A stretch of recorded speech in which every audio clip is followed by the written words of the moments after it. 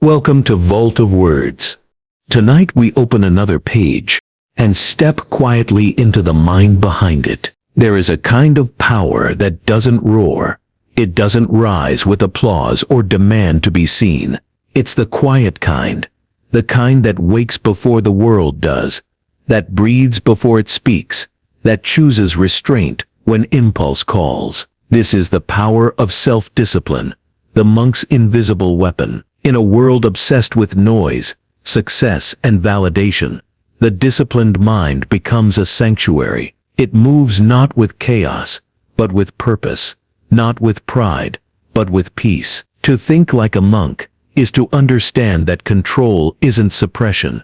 It's freedom. It's the art of mastering one's inner weather before trying to command the storm outside. True discipline isn't punishment, it's alignment. A life in balance between the stillness within and the motion without. Here, in the silence of practice and patience, you begin to uncover something greater than success. You find serenity, born from strength that never needs to shout. There's a certain kind of silence that exists only in monasteries. A silence so complete, it doesn't just fill the air, it reshapes it. The first thing you notice when you arrive is the absence of everything you thought was necessary. No phones, no chatter, no constant movement. Time doesn't rush here. It expands. You begin to hear the sound of your own thoughts again, unfiltered, unedited, unhidden, and it's uncomfortable. The noise of the outside world was easy to blame, but in this stillness, the real noise turns out to be inside you.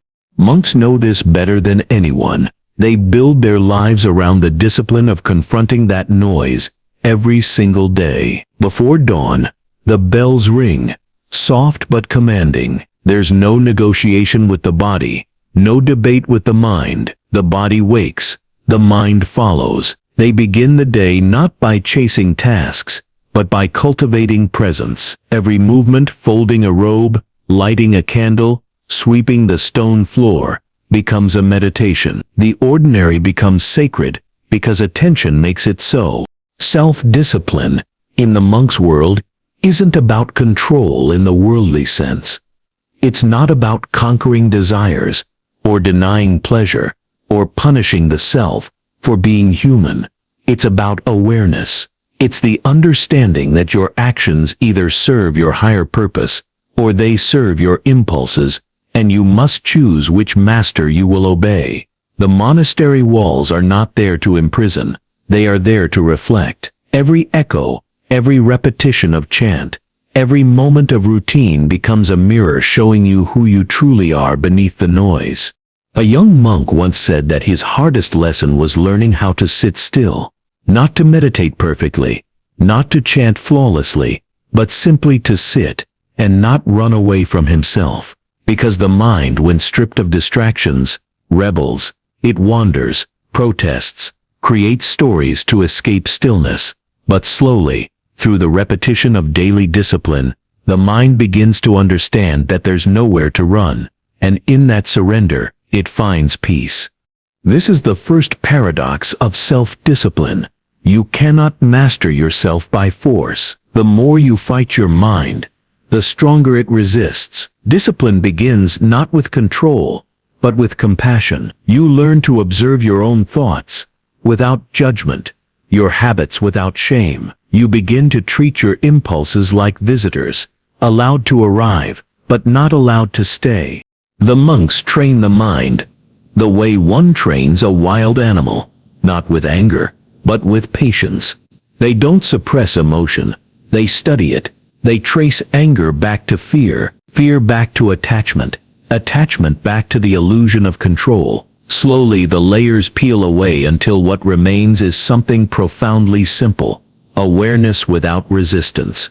In the world outside the monastery, people believe freedom means doing whatever you want. Inside, monks learn that freedom means not being controlled by what you want. When you can sit in silence, feel discomfort, and not react, that's when discipline becomes liberation. There's a ritual most monasteries share, the cleaning of the meditation hall. It happens daily. After the morning chants, Each monk takes a section, sweeping dust, that will only return the next day. They do it not for perfection, but for presence, because life itself is the same, a continuous act of cleaning the mind. Again and again, the dust always returns, but discipline teaches you to keep sweeping anyway. The lessons carved into the monastery's rhythm are ancient but universal. Rise before the world, serve before the self, listen before speaking, breathe before reacting. Each act is a reminder that greatness is not built in grand gestures, but in invisible repetitions. When you live among monks, you start to notice something else. The light in their eyes. It's not excitement or ambition. It's stillness that glows. It's the quiet confidence of someone who no longer needs the world to confirm their worth. They've built their strength inwardly, in hours of silence, in moments of doubt, in days when the body ached and the mind resisted, and yet they stayed. To think like a monk is to recognize that discipline is not a cage, but a doorway, one that leads to freedom from yourself. You begin to see that every small choice, to wake early, to pause before reacting, to focus when it's easier to drift, is an act of devotion, not to religion, but to awareness, not to a god, but to the divine order of your own mind. And as days turn into years, that awareness shapes a different kind of strength, one that doesn't depend on applause or success, a strength that can bend without breaking, that can be patient without being passive, that can move slowly and still arrive exactly where it needs to. The monastery teaches one lesson over and over again. Discipline isn't about control, it's about trust. Trust that if you align your actions with truth, peace will eventually follow. The monk doesn't seek a reward. The discipline itself becomes the reward. Outside those ancient walls, the world is louder, faster, and full of distractions, masquerading as freedom. But the real power, the kind that endures, belongs to those who master the quiet within. Because in the end, the monastery isn't a place, it's a state of mind, a rhythm of patience and persistence that anyone can learn to carry within them. The monk doesn't just live behind stone walls, he lives in every person who chooses peace over impulse, meaning over noise, and stillness over chaos. Discipline begins not in action, but in awareness. The monk's first lesson is never about what to do. It's about how to see. Because before you can master your habits, you must first understand the mind that creates them. The world teaches you to train your body, to accumulate skills, wealth, and validation. But the monk's wisdom is older, quieter. Train your mind first, and everything else will follow.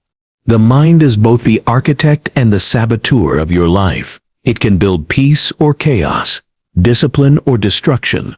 Most people believe they make choices freely, but monks understand that without training, the mind makes choices for you. It obeys fear, craving, distraction, not intention. That is why the foundation of discipline is awareness, the ability to notice your thoughts before they become decisions, to witness desire before it turns into action. In monasteries, mindfulness is not a buzzword, it's a way of survival. Every moment becomes a classroom. Walking is meditation. Eating is meditation. Silence is meditation. When the mind is trained to stay present, the body follows with calm precision. When the mind wanders, everything else scatters with it. To think like a monk, you begin by realizing that most of your struggles are invisible battles happening inside your own head. The war is not against temptation or laziness. It's against forgetfulness. Every time you forget what truly matters, you surrender your peace. Every time you remember, you reclaim it. The monk's discipline rests on three simple pillars: attention, intention, and repetition. Attention teaches you to see reality as it is, not as your emotions distort it. When anger rises, attention allows you to pause and observe. This is anger. It is not me. It is just passing through me. That small distance is where freedom begins. Intention gives your discipline meaning. Without it, self-control becomes self-punishment. A monk doesn't wake early, fast, or meditate for ego. He does it to serve awareness. Every choice is aligned with a deeper why. That's what keeps the discipline alive, long after motivation fades. And then comes repetition. The unglamorous truth. Transformation isn't found in intensity. It's found in consistency. One calm breath is not peace. 10,000 calm breaths, taken day after day, become a new mind. The world celebrates breakthroughs, but monks know progress hides in the smallest acts done faithfully. It's said that the strongest walls in a monastery aren't made of stone, they're made of routine. Every day follows the same rhythm. Wake, chant, work, meditate, rest. To the outside world, it looks monotonous, almost lifeless. But inside that structure, freedom grows, because when you no longer need to decide when to act, you can focus entirely on how to be. Routine becomes liberation from chaos.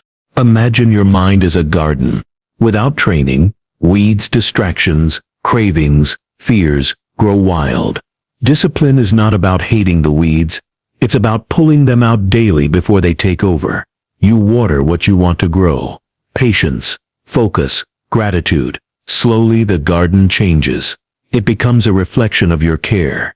There's a story told in many temples of a young monk who struggled with distraction during meditation. He confessed to his teacher, "Every time I try to be still, my mind runs wild." The teacher smiled and said, "Good, that means you're finally watching it." The monk was confused. "But isn't that failure?" The teacher replied, "No, it's awareness. The moment you notice the running, you're no longer lost." That is the essence of discipline. Returning again and again, no matter how many times you wander. The world often confuses discipline with rigidity, but true discipline is flexible. It bends like bamboo in the storm, firm in roots, soft in sway. Monks understand that perfection is not the goal. Presence is. When you fail, you don't start over. You continue from where you are. Because awareness never resets, it expands.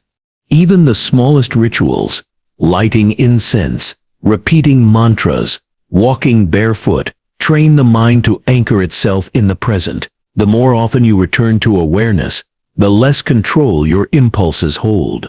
Outside the monastery, modern life offers endless escape routes. Entertainment, ambition, technology. You can scroll your way through discomfort and never meet yourself. But self-discipline, real self-discipline, demands that you stop running, that you sit in the fire of boredom, guilt, hunger, or fear, and learn what they're trying to teach you.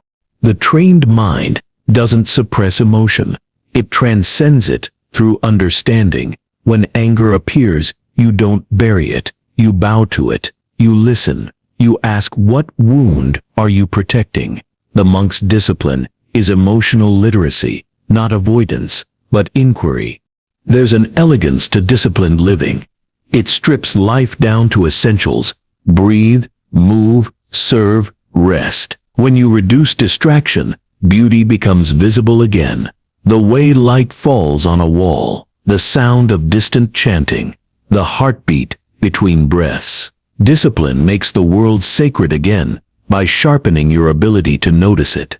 In the West, we often think of monks as renouncing life, but in truth, they return to it, fully awake. They've just learned to trade intensity for depth, chaos for clarity. They've learned that mastery is not achieved through willpower alone, but through surrender, to rhythm, to patience, to impermanence. The disciplined mind doesn't seek to dominate the world. It learns to cooperate with it. It realizes that everything, hunger, restlessness, frustration, can be a teacher if met with awareness. This is the secret hidden in the monastery simplicity. The external quiet isn't the goal, it's the mirror. Because once the mind becomes still enough to reflect truth, you no longer need walls or chants or rituals. You carry the discipline within. And when the mind is trained, the world loses its power to disturb you. You wake not to chase, but to serve. You work not to prove, but to align. You rest not to escape, but to recharge. Each moment becomes a prayer, not of words, but of presence. That's the monk's art, mastering the inner before the outer, so that no matter where you go, peace follows. The mind is a battlefield disguised as a conversation. One voice tells you to rest, the other to rise. One whispers comfort, the other purpose. Every day, discipline stands in the middle, a quiet soldier deciding which voice to follow. To think like a monk is to understand that this war is not against temptation, but forgetfulness, forgetting who you are, what you value, and what you promised yourself in moments of clarity. The modern world feeds the first voice. It sells you ease, reward, shortcuts. It tells you that discipline is unnatural, that happiness lies in indulgence. But the monk learns a different truth. The things you want most are often found on the other side of what you least want to do. The body seeks comfort, the soul seeks growth, and comfort never made anyone whole. There's a ritual in monastic life known as the vow of stability. It's not about staying in one place. It's about staying present when everything inside you wants to flee. Monks learn to sit through discomfort, hunger, fatigue, loneliness, not as punishment, but as practice. Each moment of endurance strengthens a part of the mind that modern life keeps weak. Desire is not the enemy. The monk doesn't reject it. He refines it. He asks, why do I want this? What is this desire trying to replace? Every craving hides a deeper need: love, belonging, peace, significance. But if you don't look closely, you'll keep feeding the symptom and starving the source. There's an old saying, discipline is choosing what you want most over what you want now. The monk repeats this lesson not through slogans, but through silence. When the mind demands, I want, discipline responds, not yet. It's not denial. It's direction. It's a conversation with your future self, a quiet reminder that the person you hope to become is sculpted by the choices you make when no one is watching. Self-discipline is not built in grand moments of decision. It grows in the smallest refusals. The moment you choose calm over reaction, purpose over distraction, consistency over impulse. These choices seem invisible, but they're bricks in the temple of character. And yet, discipline without compassion becomes cruelty. Many mistake harshness for strength, punishing themselves for failing, shaming themselves for weakness. But the monk knows that shame breeds resistance, not growth. When you fall, you don't start over. You continue, softer, wiser, more aware. Every failure is part of the training. In this battle between desire and duty, the monk uses awareness as his weapon. When desire arises, he doesn't suppress it. He studies it. He watches how it grows, how it whispers, how it fades. Through observation, he learns its pattern, and what once controlled him begins to lose power. Awareness turns temptation into teacher. The monk's secret is rhythm. Discipline isn't about endless tension. It's about balance. Periods of effort followed by rest. Sound followed by silence. Even monks laugh, feast, and dance. Their discipline doesn't destroy joy. It protects it. Because true pleasure only exists when it's chosen with presence. Indulgence without awareness is numbness. Discipline without joy is emptiness. Wisdom lives in the middle. You begin to see that the mind is not divided between good and evil, but between clarity and confusion. Desire is not wrong. It's simply misplaced energy. When directed towards service, learning, or love, it becomes devotion. The same fire that burns can also illuminate. Discipline is the art of tending that fire carefully, never letting it die, never letting it consume. There's a teaching in Buddhist philosophy that says, the mind when untamed is like a wild elephant. It will trample everything in its path. Your peace, your purpose, your relationships. But once trained with patience and guidance, that same elephant becomes the most powerful ally. The monk's work is not to kill the elephant, but to guide it, gently, daily, with love. Modern life tells you that freedom means doing whatever you please. The monk learns that freedom means not being ruled by what pleases you. When you can delay gratification, when you can act from choice instead of craving, you stop being a slave to circumstance.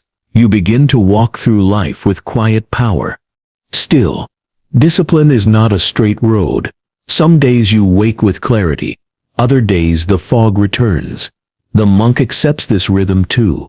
He knows that even the mind's resistance is part of its training, the way the body shakes before it becomes stronger. Discipline is not about perfection, but return. Every time you come back to awareness, no matter how far you've drifted, you've already won. The true strength of discipline is that it doesn't depend on feeling ready. It moves despite hesitation.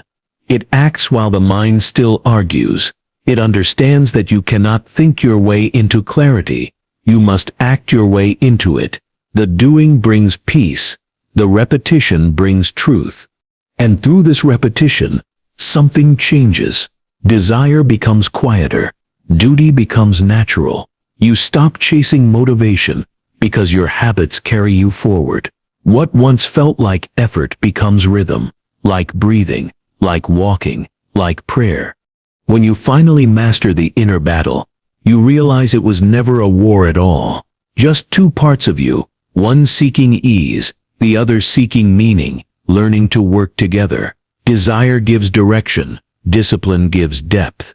The monk learns to let both exist in harmony. In the end, self-discipline is not about denial.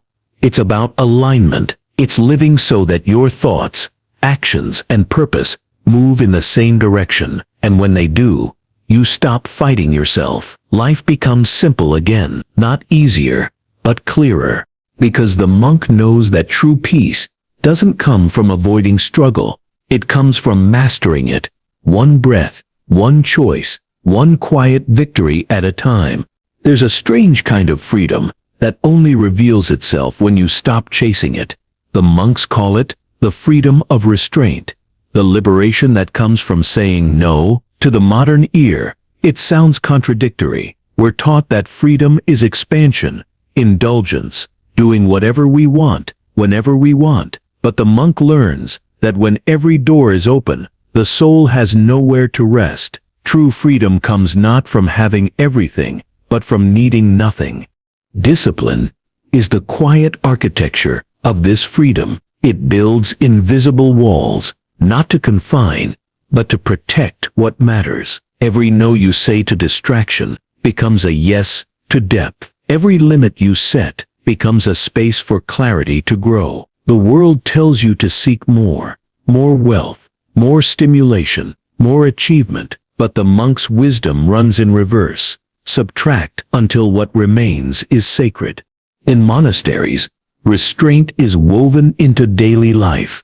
Meals are simple, rooms are bare, possessions are few. Not because monks hate comfort, but because they've learned to see how easily comfort can own you. When there's nothing to hide behind, you meet yourself more honestly. When food isn't entertainment, you taste gratitude. When silence replaces conversation, you hear the echo of your thoughts, the ones that are real and the ones that are not. Restraint doesn't mean suppression. It means redirection. Monks don't silence the senses. They refine them. They learn to see beauty in less, to listen between sounds, to feel life more vividly, because they aren't drowning in excess. The more you reduce, the more you perceive.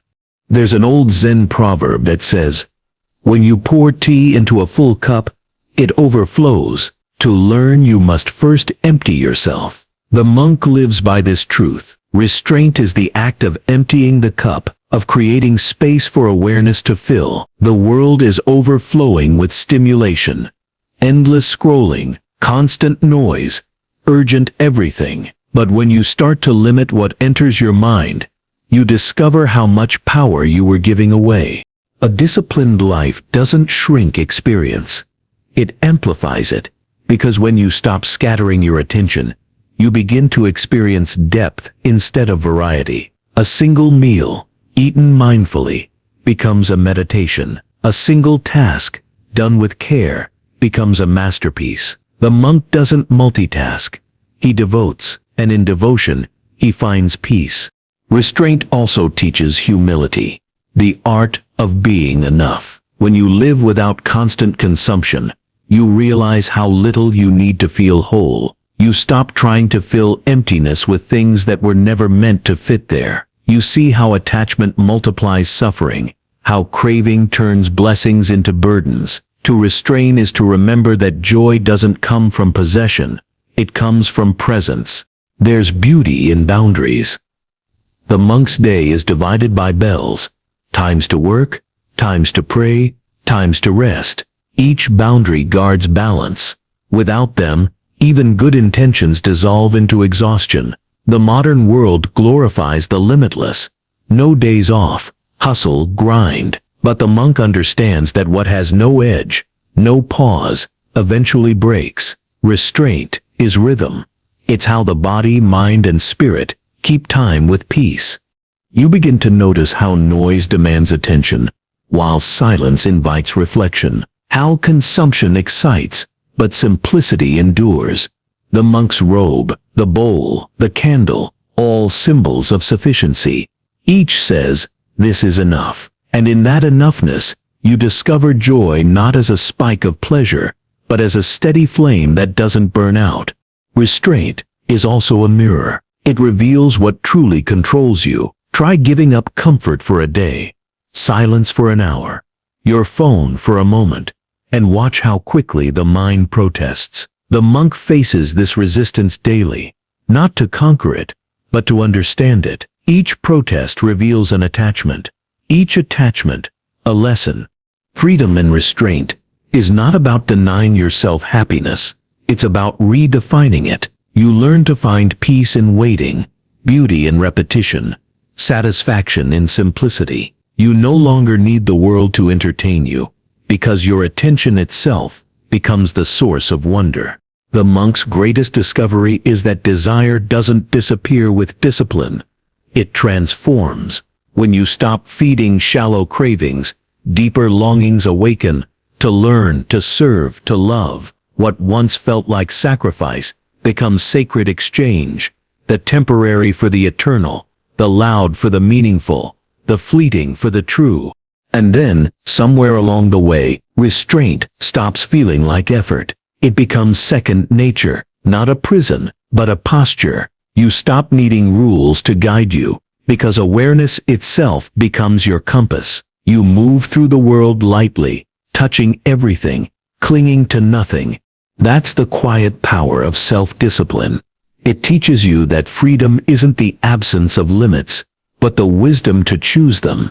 You stop asking, "What can I have?" and start asking, "What do I truly need?" You realize that the less you chase, the more you see. The less you speak, the more you understand. The less you take, the more you can give.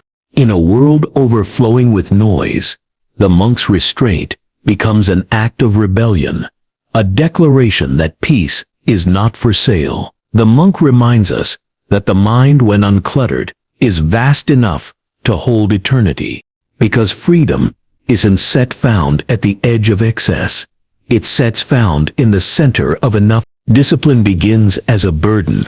It feels heavy, forced, unnatural, like walking uphill, while the rest of the world slides easily downward. But somewhere along the climb, something shifts. What once felt like restraint starts to feel like rhythm. The struggle softens into strength. The uphill path begins to level out, not because the world changed, but because you did. That's the quiet transformation at the heart of a disciplined life, peace that grows from patience, not from escape. The monk doesn't chase peace. He becomes it through years of repetition, silence, and self-observation.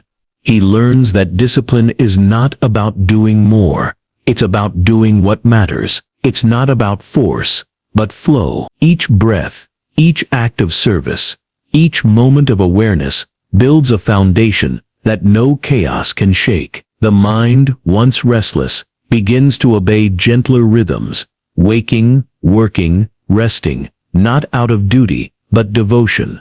This is the turning point few ever reach, when self-discipline is no longer about rules, but reverence, when the daily rituals, waking early, eating mindfully, choosing words with care, stop feeling like effort and start feeling like prayer. You move not because you must, but because it feels aligned. You no longer need the world's rewards to confirm your purpose. The peace itself becomes the proof. The monk's discipline, in truth, is a love story between effort and surrender, between will and wisdom. You begin to see that every act of discipline is an act of love for your future self. Every small refusal to gossip, to overindulge, to quit when it gets hard, is a promise kept to the version of you that's still becoming. Discipline, then, is not a punishment, it's loyalty.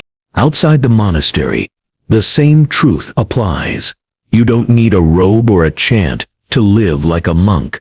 You just need to slow down long enough to hear your own life speaking. The clock will keep racing, the world will keep demanding, but you can choose your own rhythm. You can learn to pause before reacting, to breathe before deciding, to listen before speaking. These are not small gestures, they are acts of rebellion in a world addicted to speed. Discipline is how you take your power back from impulse. It's how you reclaim your time from distraction. It's how you stop being a passenger in your own mind. And slowly, the noise around you begins to quiet. You start to see that peace isn't hiding somewhere in the future. It's built in the present, one mindful moment at a time. In that stillness, everything changes. You taste food more deeply, speak more gently, rest without guilt. The same world, once overwhelming, begins to soften. The same problems, once consuming, become teachers. The same emotions, once feared, become messages. Discipline rewires perception. It doesn't erase difficulty. It teaches you how to meet it calmly. When you think like a monk, self-discipline is no longer about control. It's about liberation. The mind that once chased approval learns to create meaning. The heart that once demanded more learns to be content. The soul that once sought peace begins to radiate it. You realize that the goal was never to perfect life, but to perfect your awareness of it. There's a moment every monk remembers. A quiet morning when they realize they no longer resist the silence. The stillness that once felt empty now feels full. The discipline that once felt demanding now feels natural. This is the moment the outer practice becomes inner peace. It's not enlightenment in the dramatic sense. It's something subtler, humbler, truer. It's waking up to the realization that peace was never missing. It was just buried under noise. You don't have to abandon the world to live this way. You can bring the monastery into your daily routine, not through ritual, but through rhythm. Wake with intention, work with care, speak with honesty, rest without guilt. The discipline of awareness doesn't separate you from life. It sanctifies it. Every act becomes sacred when done consciously. And so you learn that peace isn't a place you arrive at. It's a way you travel. It's the way you walk through chaos without absorbing it. It's the way you love without clinging, achieve without obsession, and serve without expectation. Self-discipline is the bridge between who you are and who you could be, not because it forces change, but because it sustains it. When the world feels heavy, remember the monk's truth. You don't need to do more. You need to be more present. The storm outside is loud, but your stillness is louder. In every moment you choose awareness over impulse, silence over noise, alignment over approval. You become a little freer. And maybe that's what real peace is. Not a life without struggle, but a mind that's learned how to stay calm within it. The monk's secret was never about control. It was about letting go. until only what's essential remains. Because the greatest discipline is not mastering the world, it's mastering yourself. And when you finally do, you'll see that what you've been chasing all along wasn't success, wasn't perfection. It was peace, wearing the disguise of effort, waiting for you to become still enough to recognize it.